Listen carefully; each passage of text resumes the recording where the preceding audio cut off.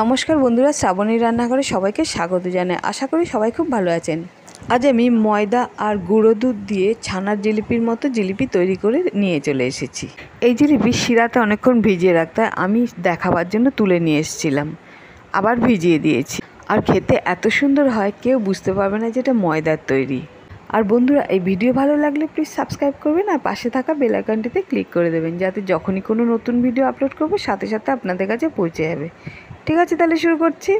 আমি এই চায়ের কাপ মেপে সব কিছু নিয়েছি। এখানে 1 কাপ পরিমাণে ময়দা নিয়ে নিলাম, আর 1 কাপ পরিমাণে মিল্ক পাউডার বা গুঁড়ো দুধ, হাফ চা চামচ বেকিং সোডা আর 1 চা চামচ ঘি দিয়ে দিলাম।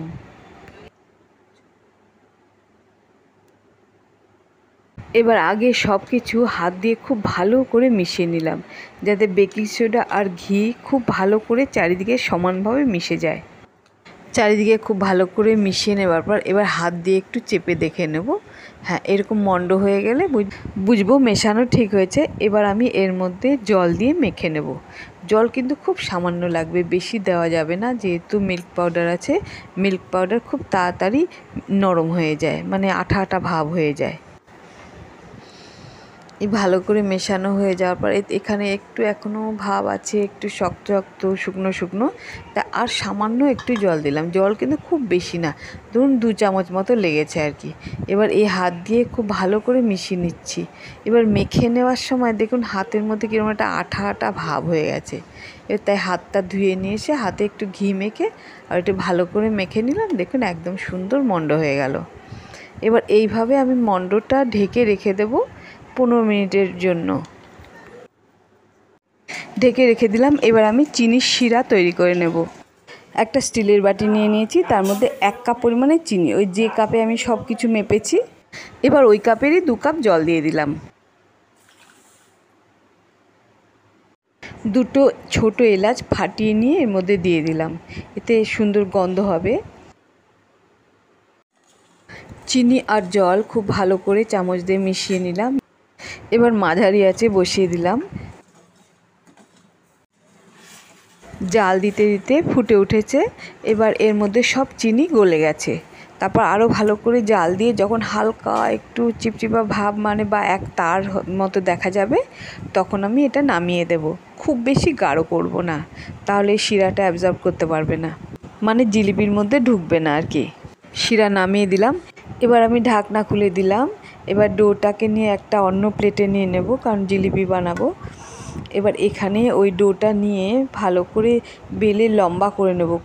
বেলা বলতে হাত দিয়ে রোল করে নেব আর কি। এই যে এইভাবে ঘুরিয়ে ঘুরিয়ে, দেখুন বেশ লম্বা হয়ে গেছে। এবার আমি এটাকে 4টে টুকরো করে নেব। আসলে এতে 8 টুকরো করা যায়। আমি আসলে একটু বিশেষ কারণে একটু বড় করেছি, সেটাই ভিডিওতে দেখিয়ে নিয়েছিলাম। কিন্তু 8টা টুকরো করলেই ভালো, একটু সরু সরু হয়, কারণ এগুলো যখন তেলে দেবেন তখন এটা ফুলে যাবে। সবগুলো তুলে নিয়ে এখন একটা নিলাম, একটা নিয়ে আগে করে দেখাচ্ছি। এই একটাও হাত দিয়ে রোল করে নেব, করে নিয়ে যতটা পারি লম্বা করে নেব, করে নিয়ে তারপর ঘুরিয়ে ঘুরিয়ে পেঁচিয়ে পেঁচিয়ে জিলিপির আকারে দিয়ে দেব। দেখুন বেশ খানিকটা লম্বা হয়ে গেছে। এটা আপনি আরও লম্বা করে নিতে পারবেন, তাহলে সরু করে নিয়ে কেটে নিয়ে 2টো হয়ে যাবে। এখানে আমি একটা বানাচ্ছি, ঠিক আছে। এবার শেষে এই টুকরোটা এইভাবে জুড়ে দিলাম, দিয়ে হয়ে গেল আমার জিলিপি। এটা এবার রেখে দিলাম। ঠিক ওই একইভাবে আর একটা বানিয়ে নিচ্ছি।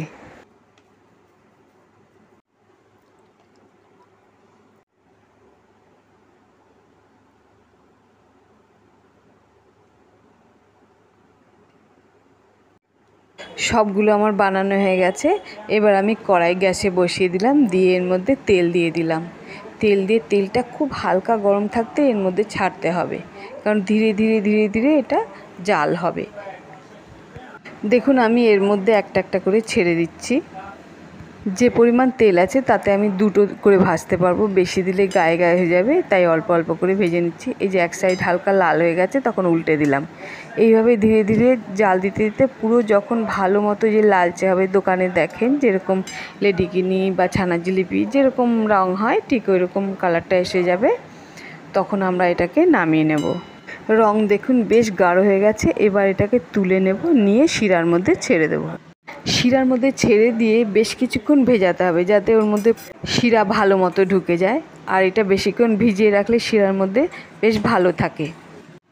এবার বাকি দুটো ওই একইভাবে ভেজে নিচ্ছি।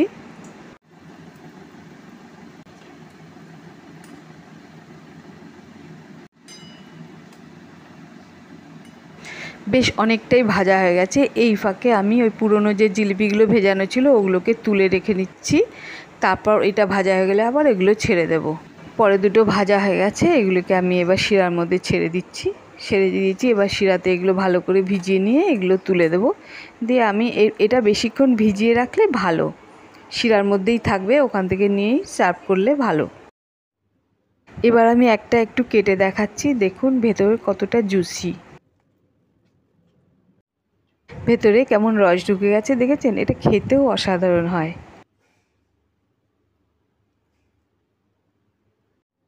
তাহলে বন্ধুরা, এরপর আবার একটা নতুন রেসিপি নিয়ে চলে আসবো। ধন্যবাদ, ভালো থাকবেন।